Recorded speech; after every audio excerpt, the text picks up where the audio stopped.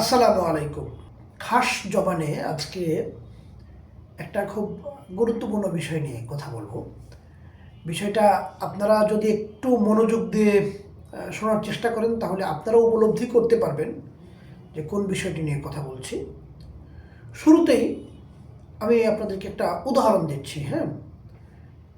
আল্লাহু আকবার, আলহামদুলিল্লাহি রাব্বিল আলামিন, আর রহমানির রহিম, মালিক ইয়াউমিদ্দিন। ঠিক একইভাবে আবার একটু খেয়াল করে দেখেন এবার। আল্লাহু আকবার, আলহামদুলিল্লাহি রাব্বিল আলামিন, আর রহমানির রহিম, মালিক ইয়াউমিদ্দিন। আচ্ছা, মানে একই ব্যক্তি যিনি আমাদের ইমাম, যিনি আমাদের নামাজগুলোকে পরিচালনা করেন, নেতৃত্ব দেন, অপারেট করেন, সেই মানুষটি যখন এশার সালাত আদায় করছেন তখন উনি খুবই সুন্দরভাবে, সুন্দর লেহান দিয়ে ধীরে ধীরে থেমে থেমে সুন্দরভাবে পবিত্র কোরআনকে তেলাওয়াত করছেন। এরপরে যখন উনি ঘোষণা দিচ্ছেন যে সলাতুত তারাবিহ, তারাবির সালাত শুরু হয়ে গেল, সাথে সাথে দেখবেন যে এবার লেহান থেকে শুরু করে তেলাওয়াতের ভঙ্গিমা সব কিছু চেঞ্জ হয়ে যাচ্ছে। উনি এবার শুরু করে দিয়েছেন, মানে এত দ্রুত পড়া শুরু করে দিয়েছেন, আলহামদুলিল্লাহ রাব্বিল আলামিন, আর রহমানির রহিম। আচ্ছা, আপনি বলেন তো যে আপনারাও তো পবিত্র কোরআন, হাদিস সব বিষয়গুলি তো চর্চা করেছেন। এখন আপনারাই বলেন যে একই সালাত, একই নামাজের মধ্যে, আপনি এশার নামাজের মধ্যে আপনি এত সুন্দরভাবে স্লোলি পবিত্র কোরআনকে তেলাওয়াত করলেন, আর আপনি যখন সলাতুত তারাবিহ যখন শুরু হলো সাথে সাথে আপনি চেঞ্জ করে পবিত্র কোরআনের উপরে জুলুম শুরু করে দিলেন। আপনি আলহামদুলিল্লাহ রাব্বিল আলামিন, রহমানির রহিম এরকম হাতুড়ি পিটানোর মতো করে আপনি পবিত্র কোরআনকে তিলাওয়াত করছেন, যেই বিষয়ে রাসূল কারীম সাল্লাল্লাহু আলাইহি সাল্লামের সুস্পষ্ট হাদিস রয়েছে যে পবিত্র কোরআনের এমন কিছু তেলাওয়াতকারী রয়েছেন যাদের উপর পবিত্র কোরআন লানত করে।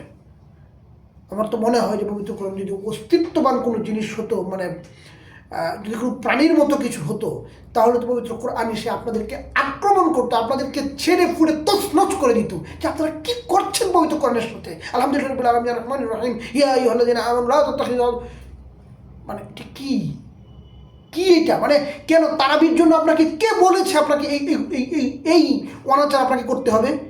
অনেক বড় বড় মাওলানা, কি বলবো আপনাকে, অনেক বড় বড় আলেম যাদের ডিগ্রির কোনো শেষ নেই, তারা এক একটা এত বড় বড় মোটা মোটা কিতাব, একটা পর একটা কিতাব পড়ে, হ্যাঁ, অনেক আকাবির, অনেক উস্তাদের যারা সান্নিধ্য নিয়ে এসেছেন, তারাই সেই কাজটা করেন।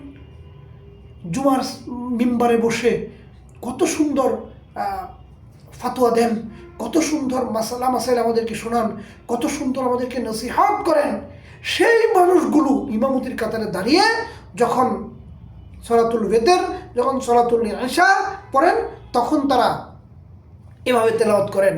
আর যখনই উনি গিয়ে তারাবিহ নামাজ শুরু করে দেন, তখনই হচ্ছে তেলাওয়াত এইরকম একটা, মানে বিশ্রী জায়গাতে নিয়ে যান। আরে ভাই, এই যে আমরা যে খতম তারাবিটা পড়ি বা এই যে তারাবি নামাজটা পড়ি, এর কারণটা কি?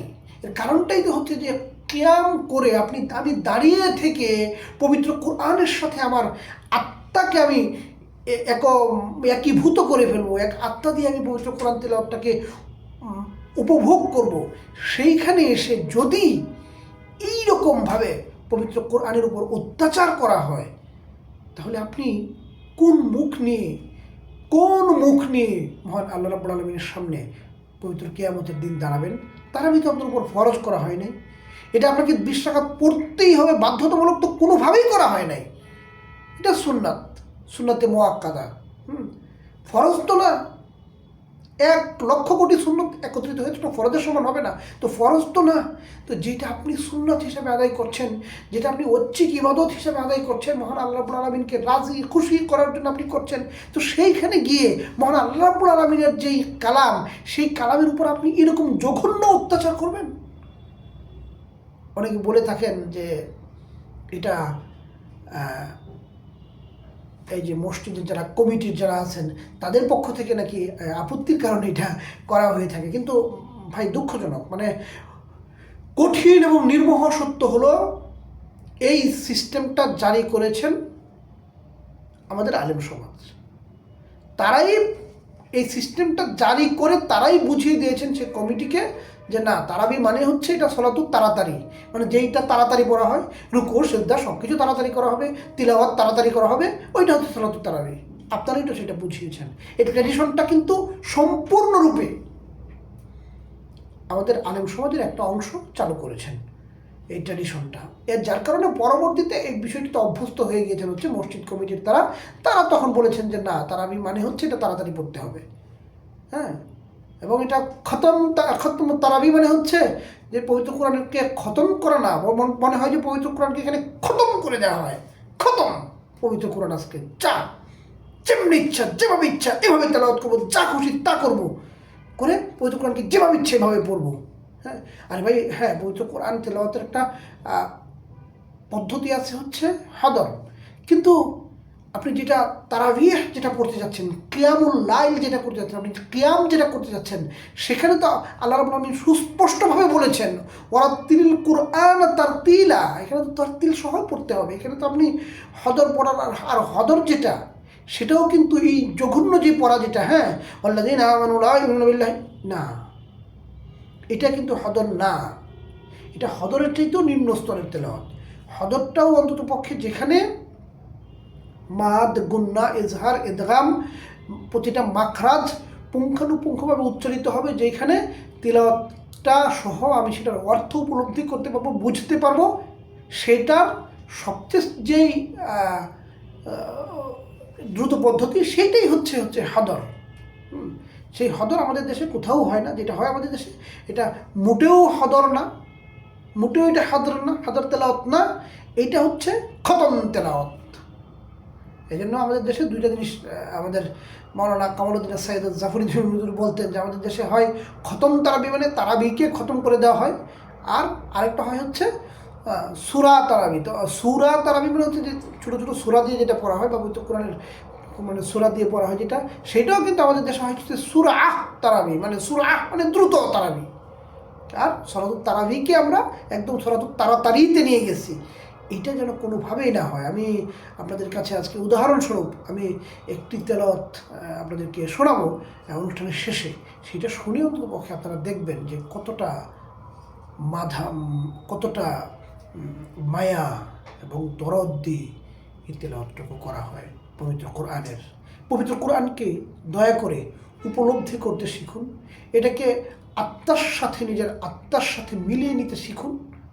তাহলেই পবিত্র কোরআন আপনাকে কিয়ামতের দিন আমাদের জন্য ঢাল হয়ে দাঁড়াবে।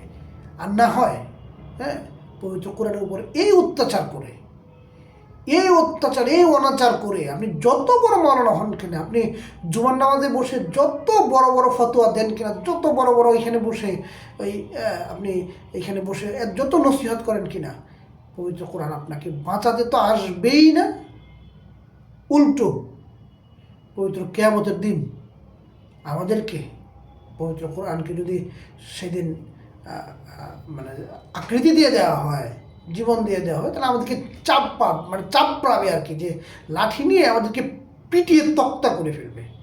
দয়া করে আমি অনুরোধ করছি, পার্থক্য করবেন না। আপনি সূরাতুল আয়েশার মধ্যে, সূরাতুল ওয়েতরের মধ্যে, সূরাতুল ফজরের মধ্যে, ফরজ সালাতের মধ্যে আপনি যেভাবে তেলাওয়াত করেন, সালাতুত তারাবিহের মধ্যে আপনি ঠিক এভাবেই তেলাওয়াত করবেন।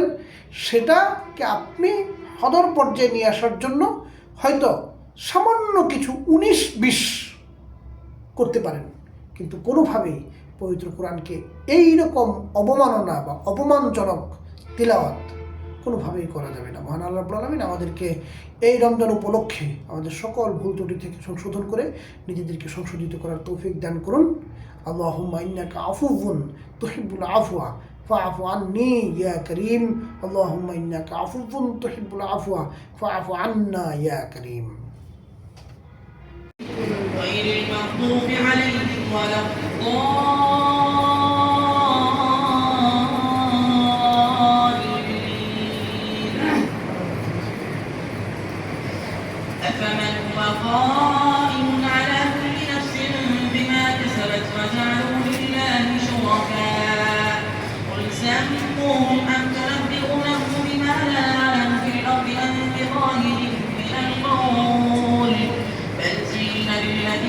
ومكرهم وصدوا عن السبيل ومن يضلل الله فما له من هاد لهم عذاب في الحياة الدنيا ولعذاب الآخرة أشق وما لهم من الله من واق مثل الجنة التي وعد المتقون تجري من تحتها الأنهار أكلها دائم وظلها تلك عقبى الذين اتقوا وعقبى الكافرين النار والذين آتيناهم الكتاب يفرحون بما أنزل إليك ومن الأحزاب من ينكر بعضا قل إنما أمرت أن أعبد الله ولا أشرك به إليه أدعو وإليه مآب